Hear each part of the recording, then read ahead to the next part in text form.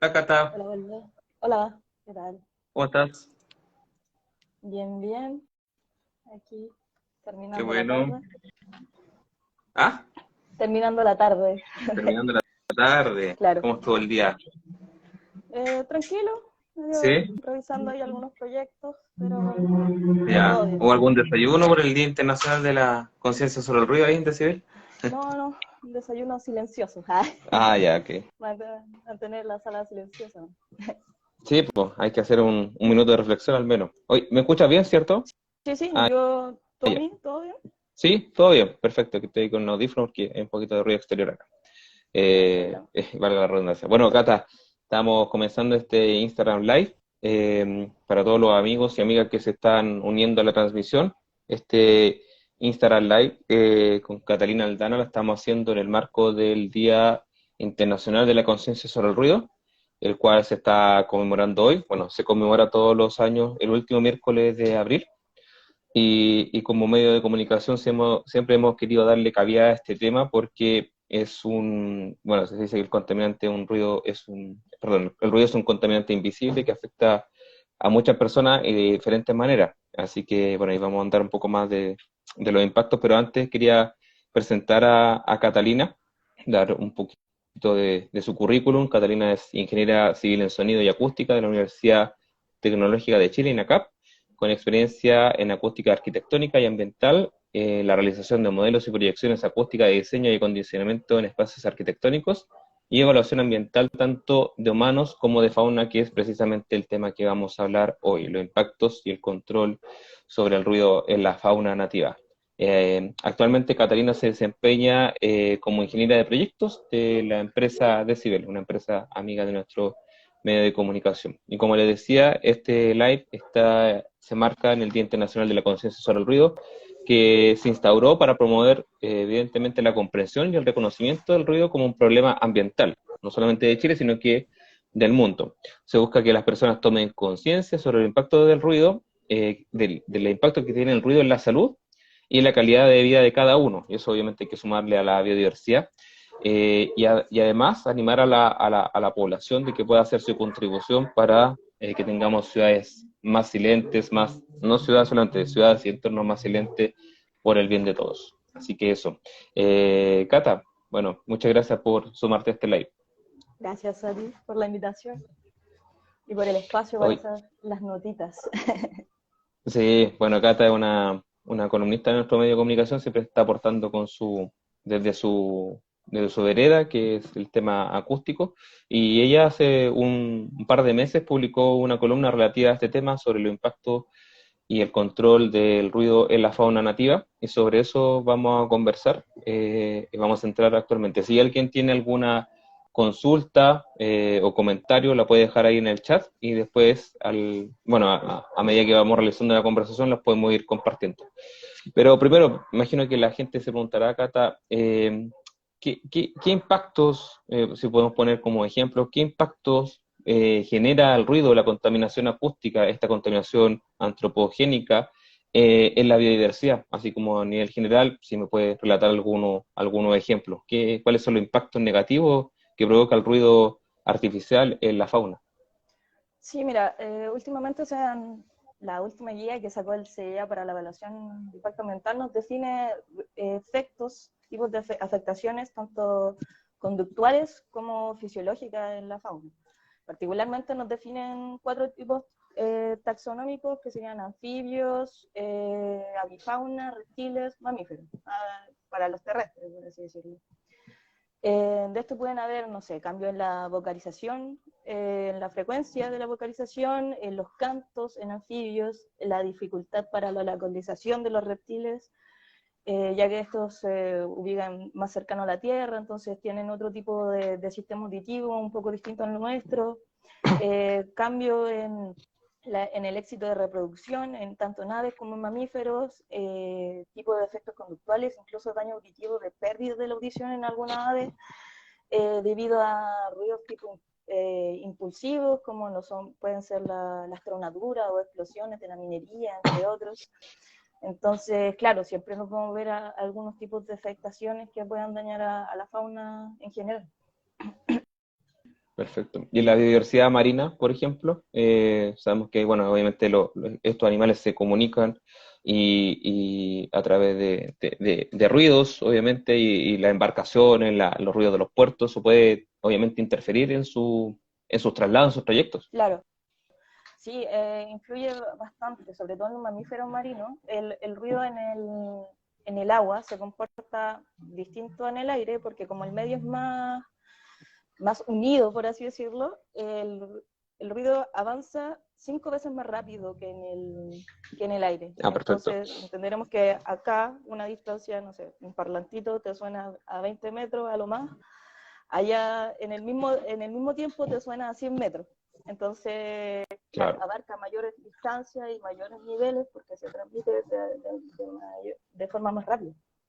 Y es un Oye, Kat, peligro en la ubicación, en el traslado de las especies, en la habitabilidad de los sectores.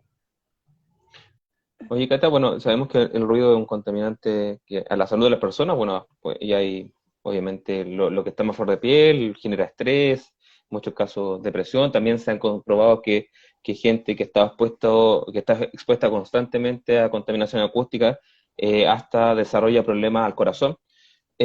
¿Sabemos lo mismo algo? ¿Hay estudios acabados sobre el impacto como en la salud, más allá del tema conductual, el tema de la nidificación, como tú bien lo señalas, pero hay impactos como en la salud de animales? ¿Sabes si hay algún estudio relacionado con eso?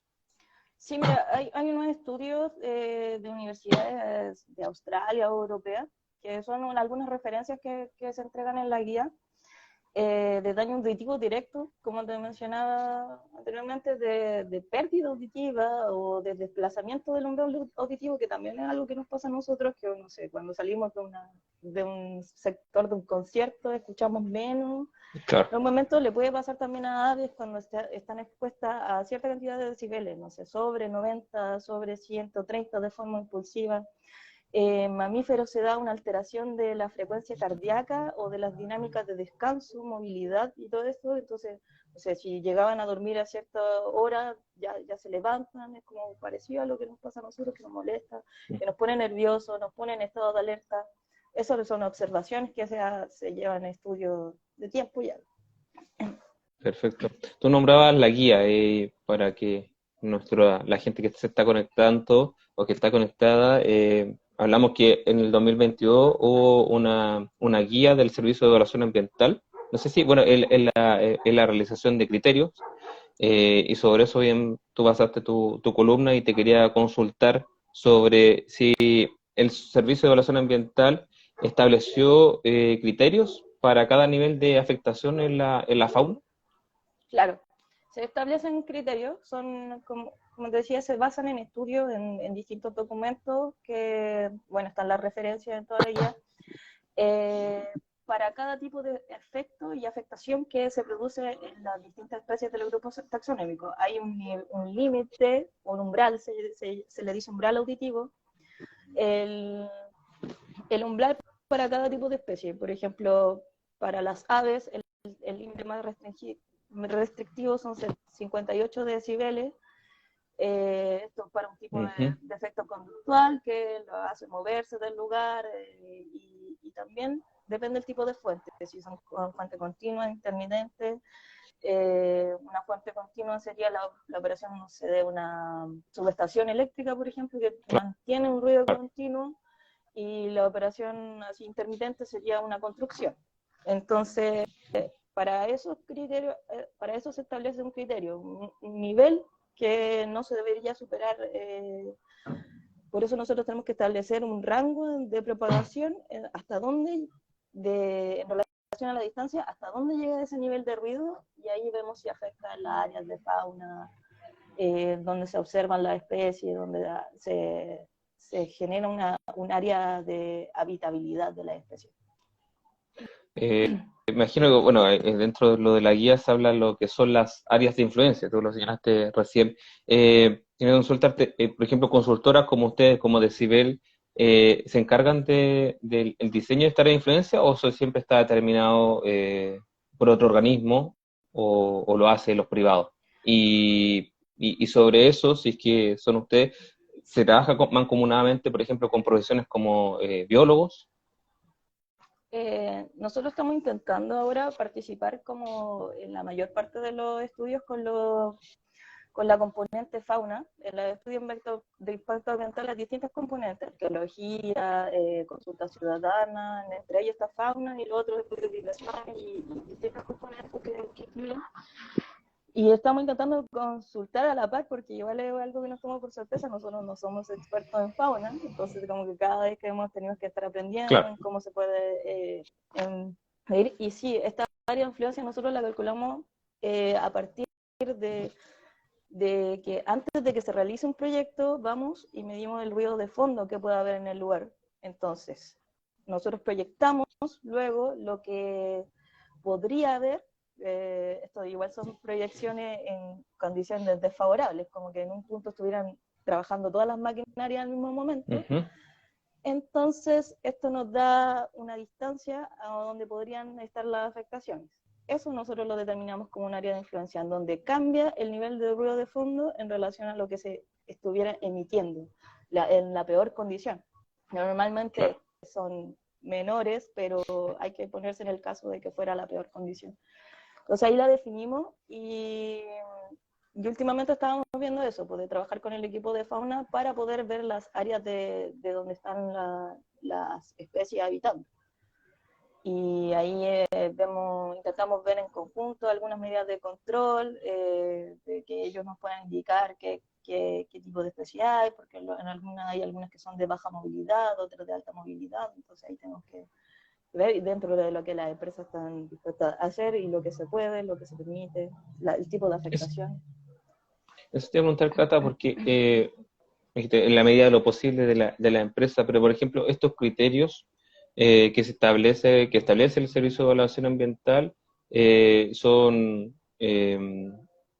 pueden ir de la mano, por ejemplo, con una fiscalización. O sea, obviamente la empresa puede decir, oh, bueno, afectamos a tal ecosistema, a tal tipo de animal, pero nosotros no sabíamos o no teníamos la inversión para realizarle. Pero bueno, dice ahí el ente fiscalizador, en este caso la superintendencia, bueno, pero existe este criterio. ¿Ustedes por qué no se basaron en este criterio? ¿Por qué no invirtieron en una consultoría?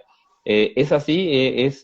¿Son concluyentes estos criterios o son como también al libre albedrío de la empresa? No. Tienen que realizarlo. Cualquier estudio de impacto ambiental exige que uno evalúe que esté posible efecto de fauna. Por ejemplo, una construcción dentro de una ciudad normalmente no lo exigen, porque bueno, hay áreas, pero por ejemplo, si se va a hacer algo cercano a un bosque y se ve que hay un humedal cerca, el mismo CEA te hace una observación. Si es que si una empresa lo entrega sin la componente de fauna, le hace una observación de por qué no evaluaron ahí. Entonces ahí entramos nosotros a averiguar las áreas en donde se está produciendo la posible afectación y proponiendo las medidas que puedan ser asociadas a la especie que esté. Que por ejemplo, si hay una empresa que se instala cerca de un riachuelo y en el sector norte hay unas ranitas, por ejemplo, el sapito de 4 ojos que siempre nos sale a nosotros. Y en el sector norte está produciéndose una afectación. Entonces puede existir un traslado controlado porque estas especies son de baja movilidad y moverlo hacia el sector sur mientras las condiciones de habitabilidad sean las óptimas para la misma especie y no cambiar todo su forma de vivir, pues no lo vamos a llevar a la tierra. Pero Cata, eso cuando se hace esta relocalización, ¿esa relocalización es algo pasajero o algo que eventualmente en el momento se ve que puede ser permanente para que esa especie no se vea dañada con la nueva actividad productiva que hay ahí? Eso depende igual, porque nosotros evaluamos distintas fases de los proyectos, que son la construcción, la operación y el cierre del proyecto. La construcción es una etapa usualmente son 6 meses, a veces se alarga por un año, dependiendo lo que abarque el proyecto. Entonces, hay algunas especies que, claro, hacen la protección solamente para ese momento, y otras que ya la afecta a la operación, que la operación se alargan hasta 30 años, por ejemplo, en un parque fotovoltaico, y si le afecta en ese entonces, ya ahí tendrían que ser medidas que ya sean a largo plazo y involucrar más a la empresa o proponer otras, el traslado incluso de los equipos hacia un lugar que haya menos afectación. Todo depende igual del proyecto, cómo se esté ideando, y hay muchas empresas que igual consideran antes los sectores donde hay fauna, o evaluarlo, conversarlo, igual con nosotros propicio hacer eso. Perfecto. Tú me hablaste hace un ratito de las medidas que deberían tomar la empresa. ¿Cuáles son, en el espacio preventivo, cuáles son, así como, si me pueden nombrar así como cronológicamente, si se puede decir así, las acciones que deben realizar las empresas que se van a situar, por ejemplo, en un lugar de amplia biodiversidad, como bien lo dijiste, en un bosque, cerca quizás de algún humedal? ¿Cuáles son la labor que entra a ejercer consultoras como Decibel? ¿Cuáles son el paso a paso? Eso me refiero. Sí, mira, usualmente nosotros elegimos los puntos receptores, vemos por imágenes satelitales el lugar, porque a veces son en lugares muy alejados, no es todo así cerca de Santiago, que es donde nosotros tenemos la principal. Entonces, empezamos a definir los puntos, vemos que en un sector que podría ser afectado, podrían haber especies. En eso lo consultamos también con la componente fauna, que nos dice, estas son áreas de relevancia para esta especie. Nosotros allí vamos y medimos el ruido de fondo que hay en condiciones de que no haya nada afectando, quitando las eventualidades que podría ser, no sé, un ladrido de un perro, un relinchar de un caballo, que Claro. quitamos esas eventualidades porque no interfieren en el ruido de fondo real. Luego de eso nosotros empezamos a hacer el proyecto. Y ahí en las empresas nos indican qué maquinarias van a utilizar. Nosotros tenemos la referencia de variadas maquinarias para poder definir el nivel de ruido de fondo, por ejemplo, si hay ciertos camiones, si hay una hincadora, entonces hacemos una suma energética, y esto nos define el ruido que va a haber a 1 metro de distancia, por ejemplo. Y de ahí nosotros hacemos nuestras proyecciones. Ahí, cuando ya tenemos las proyecciones, definimos las distancias donde están las afectaciones y definimos las áreas de afectación. Esto quiere decir que cierto umbral, por ejemplo, 50 decibeles, se cumple a esta distancia del proyecto, y eso afecta a las aves. 70 decibeles se cumple a esta distancia del proyecto, y eso afecta a los anfibios. Entonces, en esta distancia del proyecto, ¿hay anfibios o hay aves? Si hay, es porque está haciendo una afectación. Y ahí es cuando ya hay que proponer medidas de control, y eso es cuando ya entramos a conversar con la empresa o poner medidas que son ya más que nosotros podemos implementar, por ejemplo, barrera acústica o la restricción de cierta maquinaria. No sé, esta maquinaria no puede trabajar a cierta distancia del límite del área del proyecto. Entonces, y me imagino que, perdón, que en el horario también, en el horario nocturno, sí, cuando los animales, bueno, por lo general se reproducen, o el tema del sueño, también obviamente habrá un límite de horario para los trabajos productivos. Sí, y también temporadas. Por ejemplo, hay una que siempre nos produce en el norte, la golondrina de mar. ¿Ya? Una vez muy común. Y a pesar de que dice mar, va a nidificar entre primavera y verano, nidifica en partes del desierto. No sé por qué, se ve un viaje de más de 100 kilómetros para ir a nidificar. Pero sí, entonces ahí nosotros recomendamos que en esas temporadas se eviten la actividad de construcción en ese lugar, porque están nidificando, y ya cuando las especies migren hacia su hábitat donde ya viven, ya se podrían iniciar las labores con el fin de hacer la menor cantidad de afectación posible al entorno. Oye, Cata, ¿y cuánto? Que imagino que es un trabajo enorme, porque obviamente ustedes tienen que también pedir asesoría a biólogos, como hablamos hace un rato, a gente que conozca, que haya estudiado quizás el ecosistema que está en ese sector que se va a instalar determinada actividad productiva. ¿Cuánto demora todo este análisis, y luego ustedes llegan a la empresa? Bueno, esto es lo que hay que hacer, sobre esta base se debe pasar el proyecto, al menos en el aspecto acústico relacionado al tema fauna? ¿Cuánto es el periodo más o menos? Esto, bueno, tenemos dos pasos que son como importantes. Lo que te comentaba hace un rato es que primero vamos a hacer la medición, que eso es el trabajo en terreno. Ujú, Luego los datos llegan al ingeniero del proyecto, que seríamos los que trabajamos ya ahí en la computación y todo eso. ujú. Eh, y ahí depende de la cantidad de especies que haya. Del grupo taxonómico, si evaluamos, por ejemplo, si evaluamos solo mamíferos, Ya, ya se nos reduce el tiempo y también el área, porque si un proyecto, no sé, que abarca 1 kilómetro, ya estamos ocupando más espacio, entonces hay que ver más áreas de fauna y más sectores en donde habitan. Pero si hay solamente un nidito, claro, se nos va a cortar. Pero usualmente esto aumentó saliendo la nueva guía, porque antes se evaluaba con unas referencias de la EPA, que eran 85 decibeles para toda la fauna. ya, perfecto. Entonces, claro, ahora estamos más Era centrados 85 decibeles para cualquier tipo de fauna, o sea, no habían para cualquier tipo diferenciaciones entre aves, terrestre. reptiles. Ya. Sí, Y ahora entonces, cada grupo taxonómico, como dijiste tú, cada uno tiene sus criterios distintos, obviamente. claro, y para los Ya. distintos tipos de afectación. Ajá. Entonces, claro, ahí depende, el tiempo depende de eso, pero normalmente nos demoramos 3, 4 días en realizar un informe, ahí cuando ya tenemos que ver medidas de control, ya aumenta ese tiempo. A veces cuando tenemos que probar otra solución o un cambio de maquinaria o cambio de, de los equipos, no sé, en un parque eólico, por ejemplo, que si ya un aerogenerador está afectando en un sector, quizás ver la posibilidad de trasladarlo igual es difícil porque ahí hay que conversar con otros aspectos.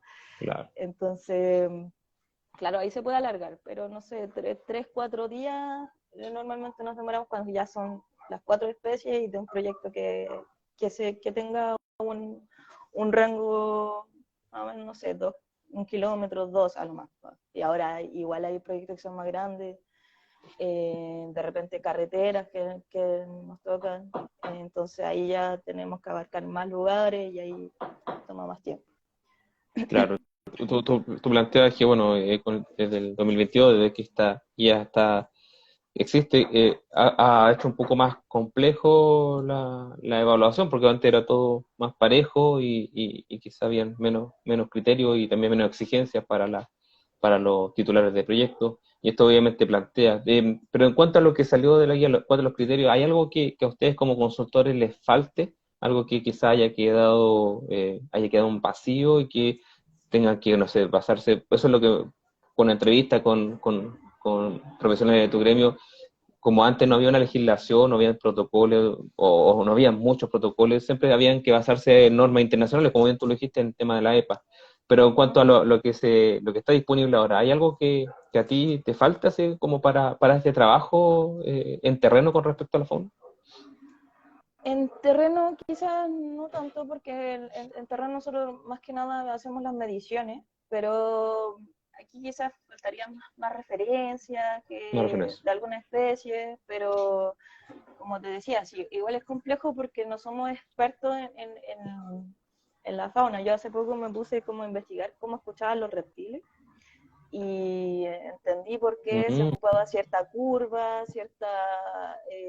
que es distinta a la que utilizamos los humanos, que ellos más que escuchar sienten en su cuerpo la vibración o frecuencias bajas, entonces, claro, pues, quizás más conocimiento, pero eso es como parte de los biólogos, claro, como tú decías, de otros componentes que tendríamos que trabajar en conjunto, quizás, dentro de mi criterio, así es como una opinión personal, que claro. deberíamos educar más también a población o a los trabajadores que van a trabajar, valga la redundancia, en el mismo proyecto, porque, claro, uno dice, ¿qué le va a hacer un martillazo a mí no me hace nada, pero a otros animales que sienten de una forma distinta o con un espectro distinto a nosotros, puede ser algo hasta grave o que pierda la orientación o cualquier Claro, cosa. Entonces, y afecte el recurso de su vida. claro. Ujú.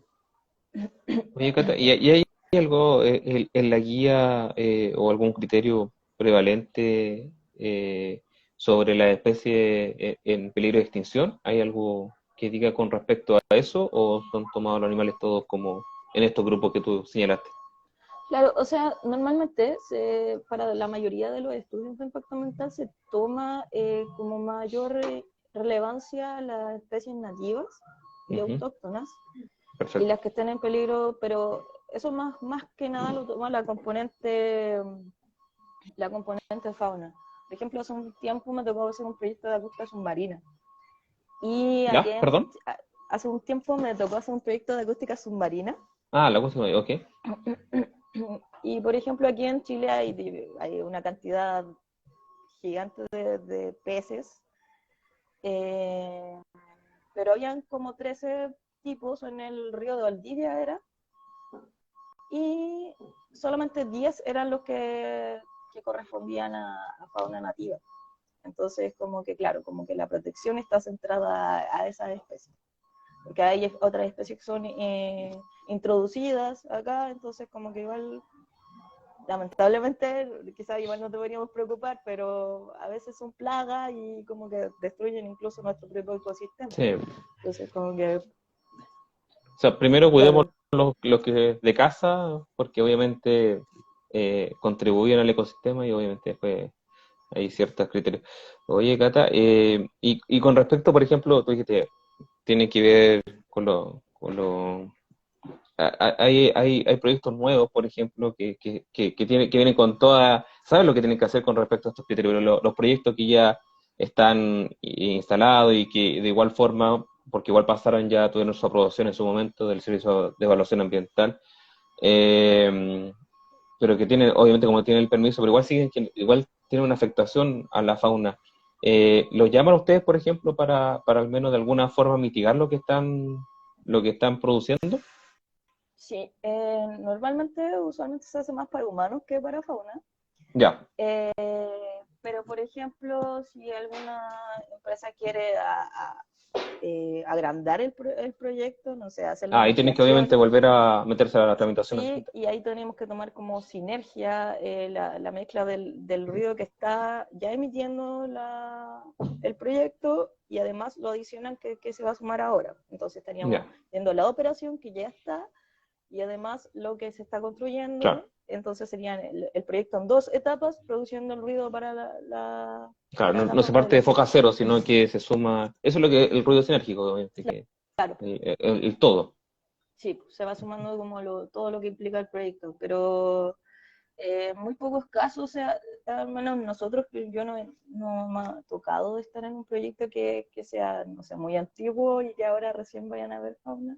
Igual el criterio está hace súper poco y ha tenido sus modificaciones y Claro. quizás ahora lo van a incluir, ahora el decreto 38 también está haciendo una consulta ciudadana para una nueva modificación, entonces eso quizás vaya a traer una consecuencia de que se pueda evaluar que están afectando a otras especies u otros grupos de habitabilidad por ahí cerca de cada proyecto. Ujú.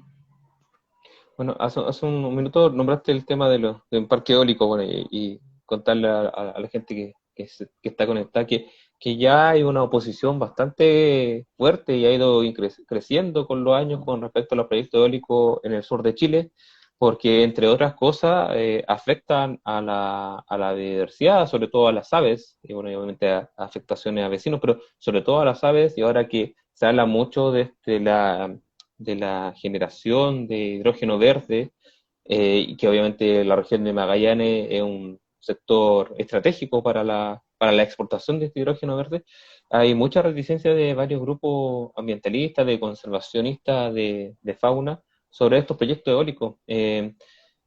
¿Cuál es la solución, Cata? O si ya, por ejemplo, la tecnología a nivel mundial ha ido avanzando para que los nuevos proyectos eólicos generen menos impacto, al menos del componente ruido, generen menos impacto en la biodiversidad. Yo creo que ahí hay un tema bien complejo en relación, como decías tú, del hidrógeno verde que se está tomando más acá en el sur o en partes del norte, es porque es sí o sí más barato tenerlo con tecnologías que sean renovables, ¿no? La Claro. solar y la eólica. Es difícil igual porque nosotros, como te mencionaba, medimos la distancia en donde se genera un impacto.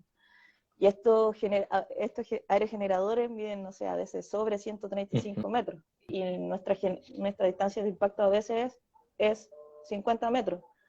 Y no alcanza a llegar al suelo, que es donde podríamos evaluar algunas especies. El problema ahí ya es que cuando las mismas aspas pueden afectar a la ave en el vuelo, Además. pero ahí ya no es un problema del ruido. Hay otras tecnologías, sí, yo he investigado un poco más sobre algunos aerogeneradores que ya no son con aspas, sino que son un tubito que en base a la Sí, vibración, generan onda y esto se transforma en energía. Ahí sí tenemos una buena mitigación, pero también hay parques eólicos que están en el mar. Y ahí como complejo mitigamos ahí, pues. la vibración, es complejo igual.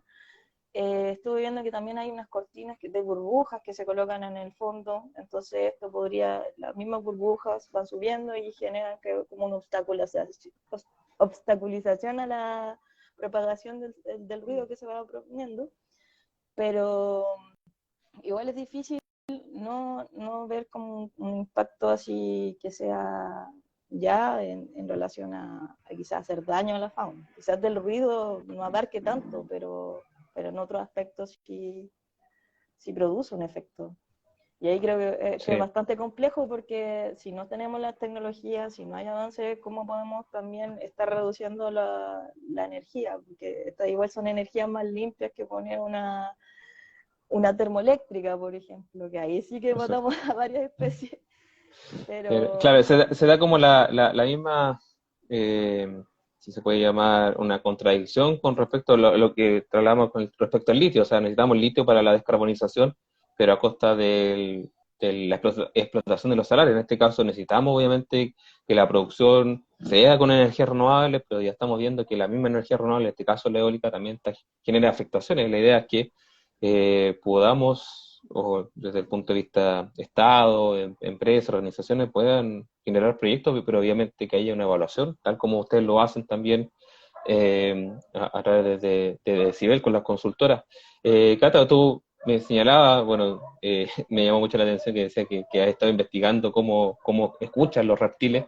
Y te quería preguntar, tú como ingeniera civil en sonido y acústica, tú ¿siempre tuviste esta intención de dedicarte como o enfocarte a mitigar los impactos acústicos en la fauna? ¿O fue algo que fue naciendo con el trabajo? Porque no hay tantos tampoco que se dediquen a esto. Y obviamente la demanda de la actividad productiva va a ser fuerte en los próximos años. claro, no, creo que fue por el tiempo. Yo prácticamente te puedo decir que en la acústica entré porque me gustaba la música. Entonces, no, y ahí fui descubriendo los otros aspectos, la física y todo eso que ya, también me llama la atención. Particularmente fui a una parte de conferencias sobre ballenas y Ya, animales mamíferos submarinos y el estudio que estaban haciendo con hidrófonos en el mar en el norte, en Chañaral de Aceituno.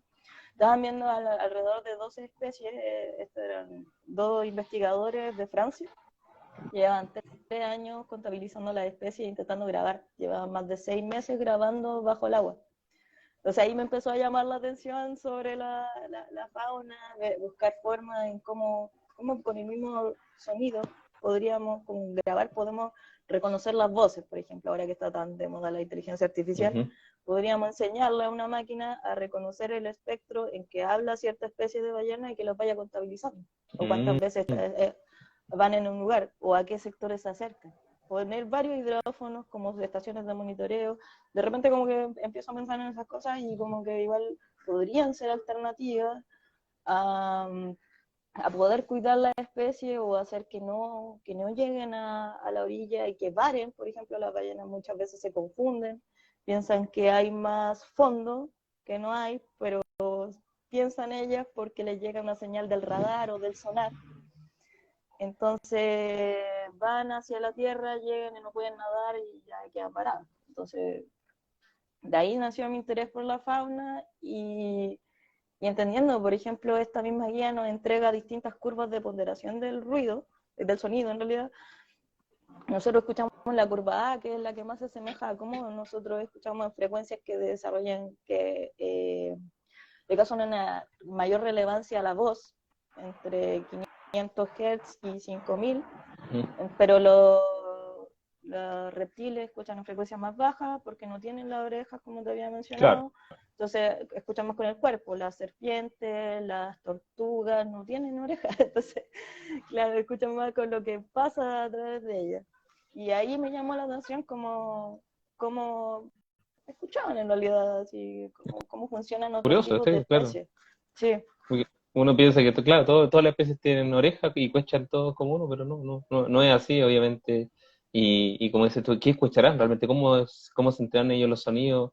Y bueno, obviamente toda la externalidad negativa, ¿cómo le impactará la contaminación acústica provocada por el hombre?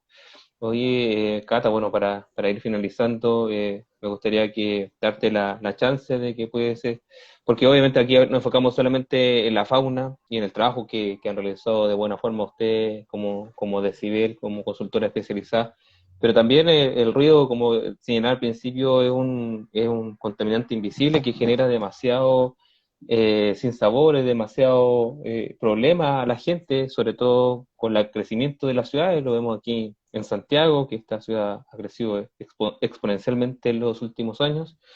A nosotros somos testigos que nosotros nos llegan muchos, como publicamos tantas noticias, columnas relacionadas a este tema, mucha gente se descarga, ahí explica lo que le está pasando en su vida, en su departamento, en su casa, con los vecinos, todo eso.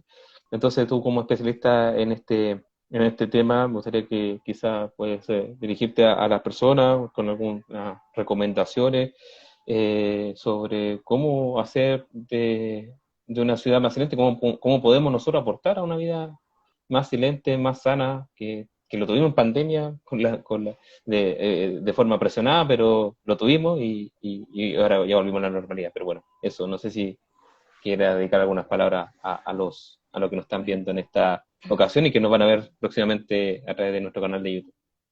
claro. Eh, Cállense. Eso es lo No, primero. sí, yo creo que igual es generar conciencia. Si bien dentro de todas las contaminaciones, el ruido es la que no se ve, pero es la que más está presente porque toda actividad humana genera ruido. Exacto. La diferencia que tiene este tipo de contaminación es que cuando se apaga la fuente de ruido ya no hay. Y es mucho más fácil mitigarla que cualquier otra, no sé, por el humo o la contaminación lumínica o o los Los olores olores, claro. también. Entonces, claro, ser más consciente. Yo creo que eso es una de las principales, porque es algo voluntario. Realmente nosotros podemos decidir no emitir tanto ruido, ser conscientes de que al lado hay alguien, de que tomar más transporte colectivo, que reducir el uso de bocinas, porque, por ejemplo, ahora acá en Santiago al menos están los buses eléctricos. Yo encuentro que sí ha disminuido Ujú. bastante el ruido que hay en la calle. Bueno, el otro día estaba en la Alameda y escuché un motor y dije, oh, qué fuerte, porque pasó una de las micros amarillas, así muy antigua, y yo dije, ¿cómo Ah, ayuda claro. a la gente? Y ¿Cómo después habríamos tenido pasó los oídos en ese momento ahí con claro, con esas micros? Sí. entonces después pasó una eléctrica y es totalmente Ujú. reducido el ruido. Entonces hay que avanzar en políticas públicas, en considerar que también una de las mayores demandas que hay en laboral es sobre sordera, porque como no lo vemos, no nos hacemos exámenes, Claro. evitamos, andamos siempre con el cotonito ahí dañándonos el tímpano, que cosas que no se deberían hacer en realidad. Ser más consciente de que nuestro oído es el único sentido que no se apaga, que nosotros podemos estar durmiendo y el oído está Ya.